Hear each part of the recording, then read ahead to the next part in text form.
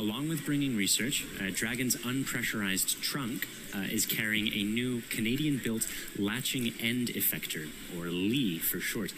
This new LEE is being launched as a spare to replace the unit astronauts removed during a series of spacewalks in the fall of 2017.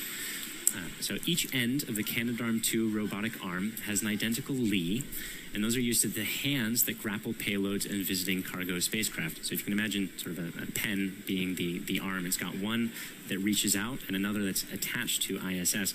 And what's cool is that having it on either side enables Canadarm to walk, rather like an inchworm, to different locations on the orbiting outpost, including Canada's mobile base, which travels along rails on the space station's main truss.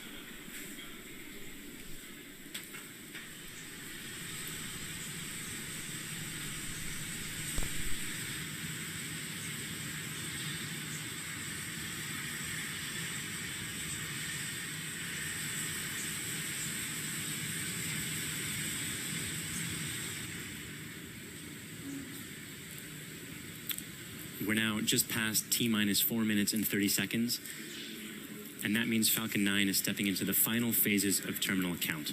In these last few minutes, Falcon 9 is performing final checkouts to make sure all primary systems are working in flight. Those checkouts include the communication systems and the avionics systems, which are all looking nominal. Engine chill began a few minutes ago at T-minus 7 minutes. That gets the engines cold enough to safely move propellant, which is all a couple hundred degrees below zero, without causing it to accidentally boil upon that initial contact. Next checkouts are the thrust vector control checkouts at T-minus 3 minutes. We wiggle the engines to make sure they'll be able to properly steer Falcon 9 during ascent at that point. And at T-minus 1 minute, Falcon 9 will enter startup mode. The rocket is then in control of the remainder of the countdown. Dragon's also performing its own final checkouts to make sure all of its primary systems will work in flight over the 3 days it's going to take to rendezvous with the space station. And just before liftoff, watch to see the strongback retract. The strongback, or the transporter erector, is the frame that you see standing up right just next to Falcon 9 on the left there. And it retracting gives Falcon 9 a bit more clearance during launch. Overall, range is a go. Weather-wise, everything's looking good. So at this point, let's listen in to the last couple minutes of terminal count. Stage 1 logs to close out for flight.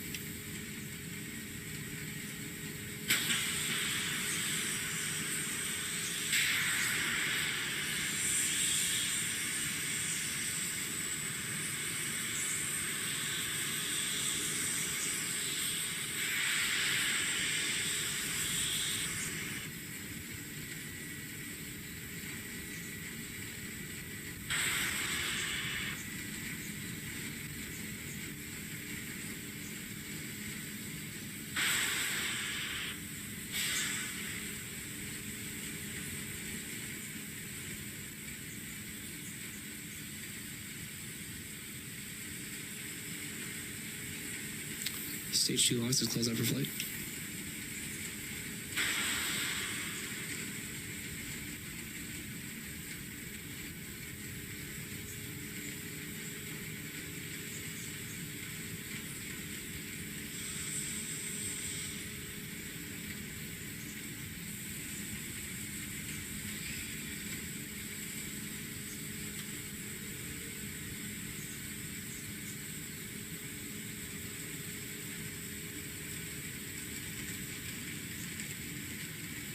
Gas coolers have started.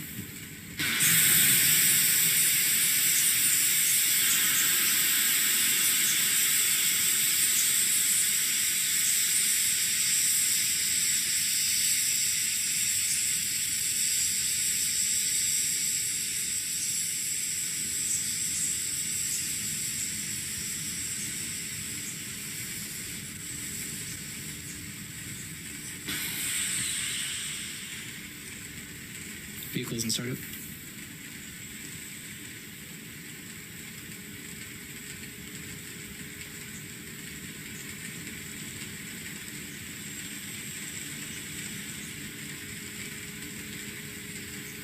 Go for launch.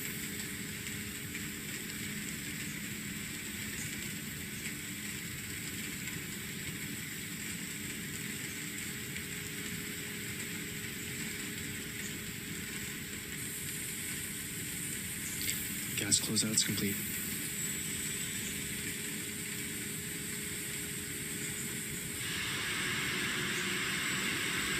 Stage 1 tanks press over flight. T-minus 15 seconds. 10, 9, 8, 7, 6, 5, 4, 3, 2, 1. Ignition liftoff.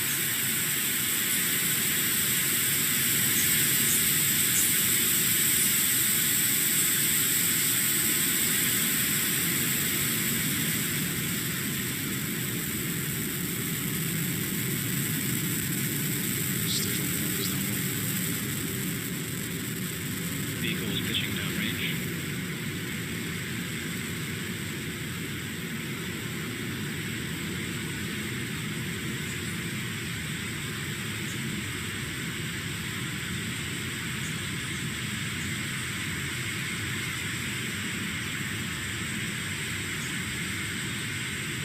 Power and telemetry nominal. And there you saw we had a successful liftoff of the Falcon 9. If you were watching closely, you also saw the strong back retract just during that initial part. We're currently throttling down the main engines in order to minimize some of the pressure as we move through supersonic. And coming up next, max Q, which is the point of maximum aerodynamic pressure, where the rocket's pushing hardest against the Vehicle is atmosphere. supersonic. And then we just had a call out the vehicle's supersonic. Max Q coming up shortly.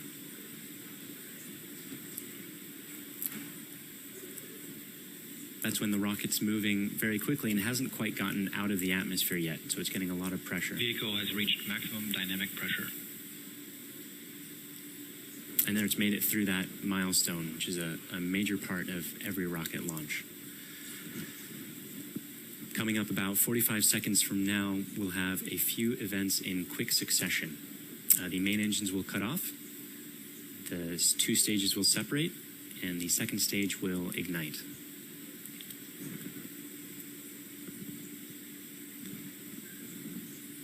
MVAC engine chill. The call out for MVAC engine chill means that just like the first stage engines, the second stage engine is also being cooled down to be ready for moving all that super cold propellant through it. That main engine cutoff event coming up not too long from now.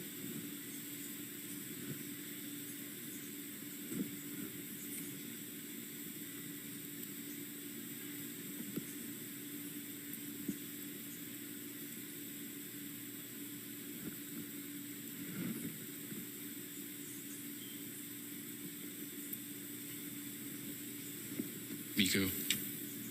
Stage separation confirmed.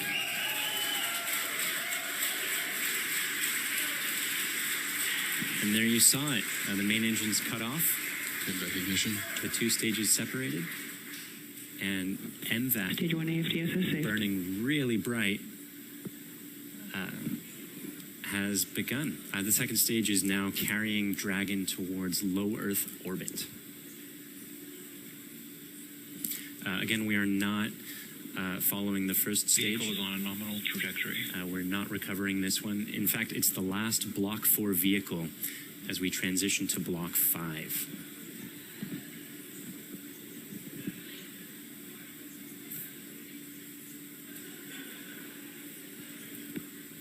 Bermuda acquisition of signal.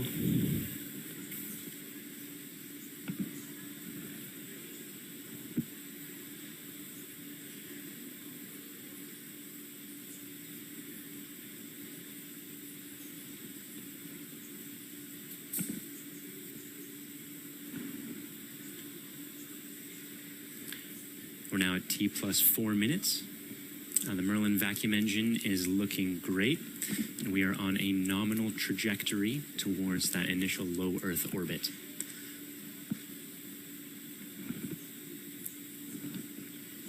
The second stage is going to drop Dragon off in that low Earth orbit, and Dragon will be raising itself over the next 3 days to connect or to rendezvous with the International Space Station.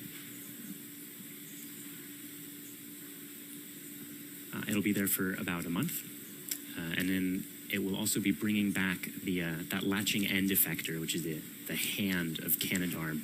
We'll be bringing back the old one when it returns. Position at New Hampshire.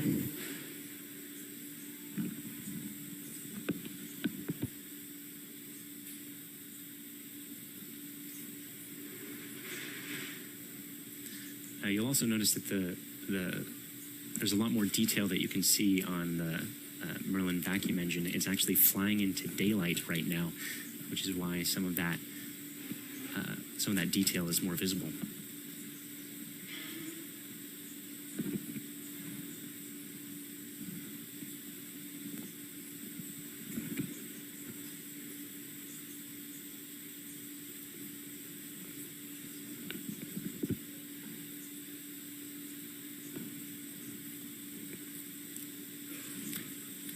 We're at T plus 5.5 minutes.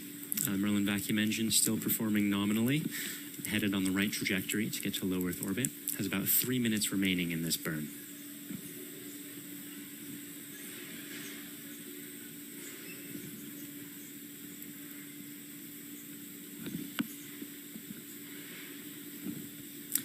It's an interesting semantic point that the process of connecting Dragon to the International Space Station is called berthing, with an E, because it is brought into by Canadarm, while docking refers specifically to two spacecraft that connect without any external assistance. This stems from the old shipping days in which small ships would come into harbor and dock themselves under their own power. But larger ships, which aren't able to navigate as easily in harbors, are met by tugboats and then berthed. So for the International Space Station, that robotic Canadarm is like a tugboat, and so Dragon is also berthed.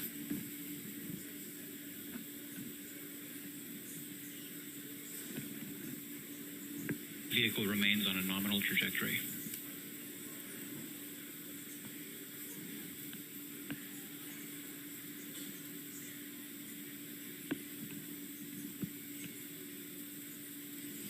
We're just coming up on T plus 7 minutes. The vehicle's still on a nominal trajectory towards low Earth orbit. And Merlin vacuum engine still performing great. We've got about a minute and 10 seconds left in this second stage burn.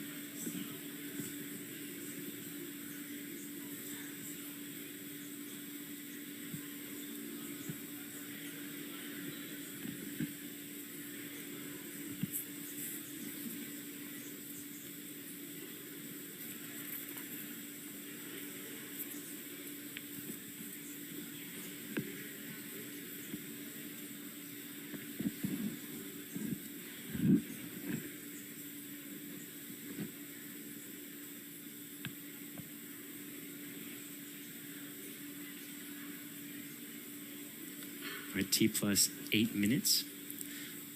Stage 2 is in terminal guidance. The second stage is Stage starting to 2 throttle AFD the is saved. MVAC-D engine in order to prepare for shutdown. That shutdown event coming up only a few seconds from now.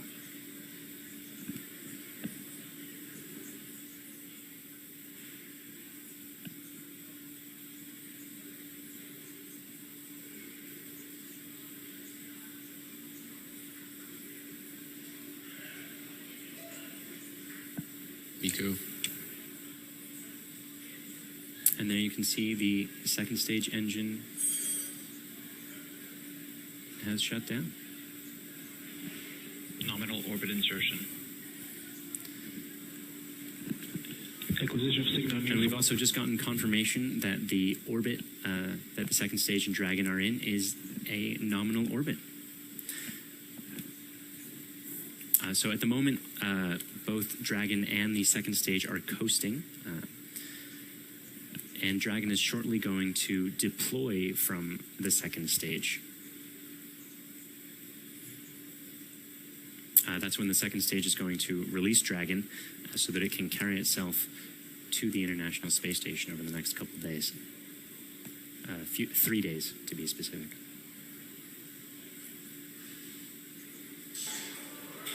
Payload deploy confirmed.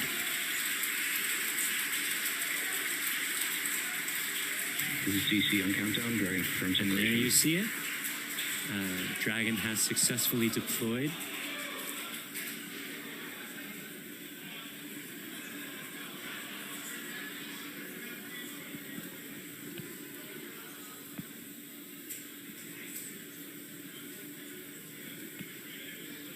We've got a number of important steps still coming up. The solar array is going to deploy next. The solar arrays power Dragon during its rendezvous process with the International Space Station. That process itself consists of several engine burns. Those are height adjustment and co-elliptic burns. And those adjust the orbits to get it closer to the International Space Station and then to finally get reached out to by the Canadarm. So during the last about 30 kilometers or so, where Dragon and ISS are close enough, they'll establish a direct communications link. And then Dragon will slowly approach, pause at several checkpoints along the way to ensure everything is still going as expected. And eventually, in the early hours of Monday morning, Pacific time, Dragon will be close enough for the Canadarm to grab it.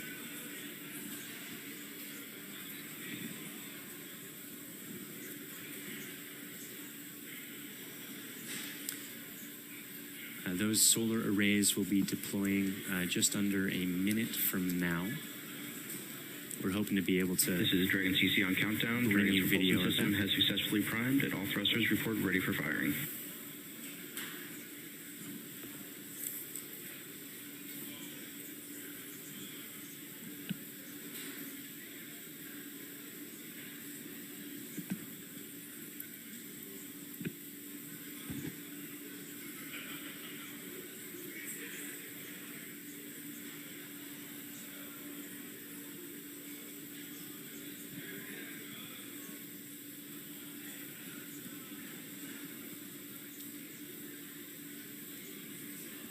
Deploy coming up just a couple seconds from now.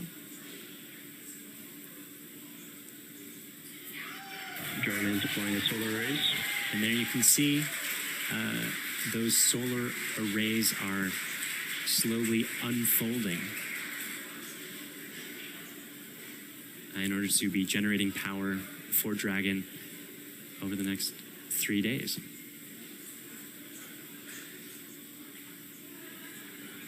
It's actually the backside of the solar arrays that you can see at the moment. It's the front sides, of course, which will actually be generating that power.